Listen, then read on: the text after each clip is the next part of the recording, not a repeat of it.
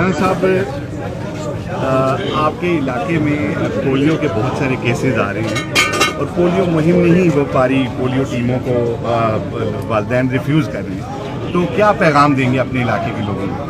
देखिए, जिस घरों में रॉकेट गिरते हैं, जहां रोज़ाना बच्चे जो हैं वो शहीद होते हैं, ख़वातीन शहीद होती हैं, सैकड़ों की तादाद में लोग अपाहज होते हैं, और फिर आप कहें जी क्या पोलो वाले जो हैं उनका साथ ताउन करें। हमने तो ताउन किया है, हमेशा ताउन किया। हम अब भी समझते हैं कि अगर वो एक ज़रिया इलाज है तो होना चाहिए, लेकिन हालात बनाना उसके लिए ये तो रियासत की ज़िम्मेदारी है। अगर रियासत अपनी पॉलिसियाँ इस तरह बनाएगी कि आने वाले मुस्तक़बिल में हिफ्ज़ मा तक़द्दुम के तौर पर 1, 2, 4 बच्चों की पोलियो से बचाना है, और फौरी तौर पर आपकी बमबारियों के नतीजे में और रॉकेट के नतीजे में 150 लोग शहीद होते हैं, तो लोग ऐसे पोलियो को क्या करेंगे? फिर तो आवाम को भी एक रद्द-ए-अमल होता है कि इसकी फ़ादियत क्या है, जबकि एक तरफ मज़ालिम के पहाड़ हमारे ऊपर टूट रहे हैं। तो इन सारी चीज़ों को कंट्रोल करने की ज़रूरत है। हुकूमत ऑपरेशन भी करना चाहती है और ऑपरेशन नहीं भी कर रही, पब्लिक पे डालती है आप बात करें। पब्लिक को मुसल्लह लोगों के मुकाबले में लाना, ये कौन सी हिकमत अमली है? मैं तो लोगों से भी कहूँगा, कबाइल से भी कहूँगा कि ये इस वक्त आपके बराह रास्त उनसे मुज़ाकरात के मौक़े नहीं हैं।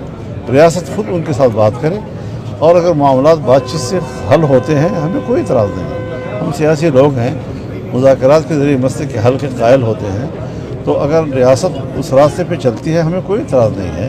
लेकिन ये कि ख़ुद तो वो असलहा ले और दुनिया को कहे कि हम दहशतगर्दी के ख़िलाफ़ जंग लड़ रहे हैं, और उस पर हम बाहर के सपोर्ट भी लें और पैसे भी लें, और इधर से हम लोगों से कहा कि तुम मुज़ाकरात करो, तो जो हम खाली हाथ होंगे और वो मुसल्लह होंगे, मुज़ाकरात कैसे कामयाब होंगे? बाजावड़ में जो मुतासिरीन को सहूलियत नहीं मिल रही हुकूमत की तरफ से, इस पर क्या कहेंगे? हज़रत बाजावड़ एक लंबे ज़माने से मुतासर है। हमने वहाँ पर एक ही जलसे में 80-90 लाशें उठाई हैं। वो सिलसिला बदस्तूर चल रहा है, थम नहीं रहा। मुख्तलिफ लोग उसमें शहीद हो रहे हैं, मसाजिद शहीद हो रही हैं। पहले भी डमाडोला और इन इलाकों में जो बमबारियाँ हुई थी, मसाजिद ही को निशाना बनाया गया था।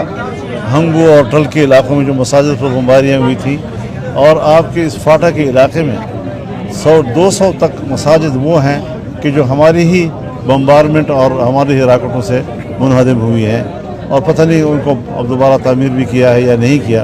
शायद नुमाइश के लिए कोई 1, 2, 3 उनको दोबारा बनाया गया हो, लेकिन मसाजिद वहाँ पर मुनहदम हैं, मदारस मुनहदम हैं, और बच्चों की तालीम मुतासर हो रही है। तो इसका सारा मलबा जो है वो सिर्फ इस बात पर डालना कि मदारस हैं और मसाजिद हैं और मजहबी लोग हैं, ये बिल्कुल इम्तियाजी रवैये हैं। कानून भी इम्तियाजी बनाए जा रहे हैं, प्लान भी इम्तियाजी बनाए जा रहे हैं, और रवैये भी इम्तियाजी इख्तियार किए जा रहे हैं। ये चीज़ें काबिल कबूल नहीं। आप समझते हैं कि किसी और तरफ से तवज्जो हटाने के लिए बाजौड़ ऑपरेशन और इस तरह मामला में ये मस्जिद जो शहीद की है? और सर मौलाना साहब साथ ही एक मिनट बात तो कर लेंगे। सूबाई हुकूमत क्या खाने पीने के लिए तमाम के हवाले से कहेंगे, क्योंकि बच्चे वहाँ कैंपों में मौजूद हैं, इस हवाले से सूबाई हुकूमत को कहेंगे?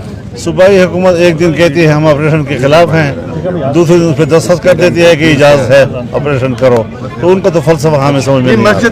जो शहीद की गई है, आप समझते हैं कि किसी और मामले से तवज्जो हटाने के बाद में जो ग्रीन बेल्ट्स हैं जो यार इससे कोई सरोकार नहीं है कि आप बड़े, लेकिन यहाँ पर हजरत बड़े क्लब बने हुए हैं, बड़े इदारे उन्होंने सबके सब जो है कब्जे की जमीनों पर है।